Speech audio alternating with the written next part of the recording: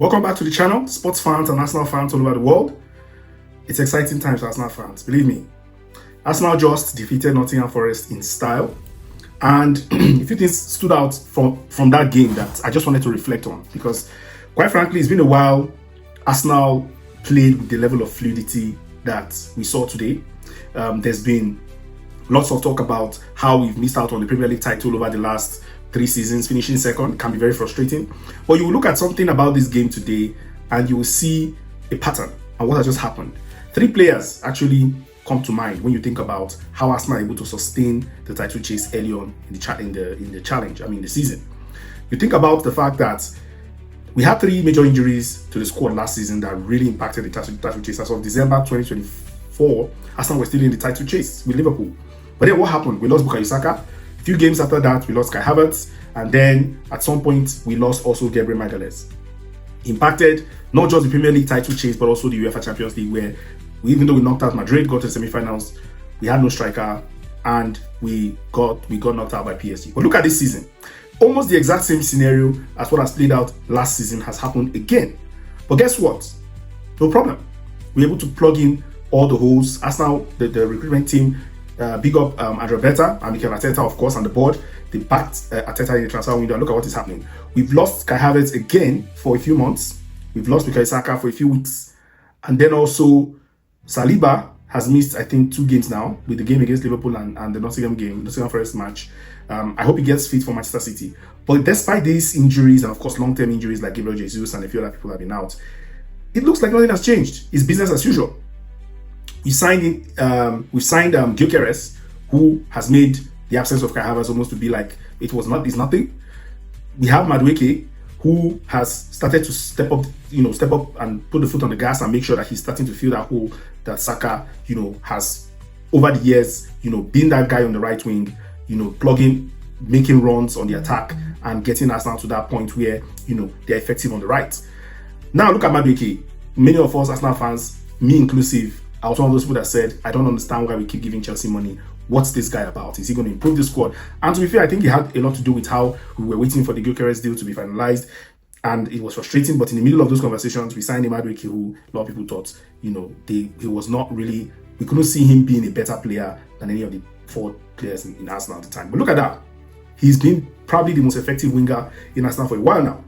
And then there's Eberechi Eze, who Martinelli, again, last season, was injured for a few months.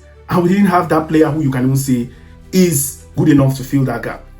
And we fill that gap right now. Going into the next game against Manchester City, and then, of course, Newcastle away, we are not concerned. We look very, very solid. Then look at William Saliba, who's been injured, and Mosquera, a deal, by the way, a perfect signing, young player, high prospects, excellent business, signing him for, I think, £13 million. Stepping up, to cover up for Saliba, and we can't even think of, we don't miss Saliba's absence right now. We love that he's going to be, back for the game against Manchester City because we want our best players in the team. But thinking about Mosquera playing, covering up for Saliba, it's nothing Arsenal fans will ever think and say, oh, we are dropping off in levels. There's no drop in level. It's almost the same. Some people even argue that, he's practically almost at the same level and arguably even slightly better. I don't think that's a conversation for today, but the exciting thing about what Arsenal and Andrea Beta have done over the summer is that we are not worried about injuries to practically any player. In my opinion, there are 2 players I would say that if they got injured right now, I would be very worried. And those 2 players are Zubimendi and Gyökeres. But it doesn't look like it's going to happen. We have Kai Havertz and Gabriel Jesus also coming back soon. Yes, we have Norgard, but I think Zubimendi is one player you don't want him out of your team under any circumstance, because he is solid, he is a baller, and check out the goals he scored today. Against Nottingham Forest. Look at that first goal. That's going to be one of those goals that will contend for goal of the month, and if not even goal of the season. One of those very spectacular strikes. He's solid all around. Excellent player. So for me, I think Arsenal, when you go into conversations around who is going to win the Premier League title, people talk about how Liverpool have a very solid attack. I think most people agree Arsenal have a better defense. The midfield, you can argue for Liverpool or for Arsenal, doesn't really matter. But the strength in depth for me, and the fact that Arsenal can actually, this has been 4 games and we've only conceded 1 goal to a spectacular free kick. We've conceded only 1 goal against Liverpool in 4 games. We've scored, I think, 8 or 9 goals and conceded only 1. That's how you win the Premier League. And time will tell. We'll see how the game coming up, the games shaping up in the coming weeks.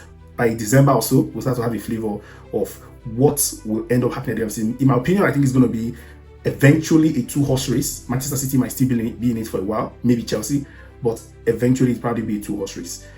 Once we start to get into the turn of the year going into 2026. But it's still too early times. We'll have to wait and see.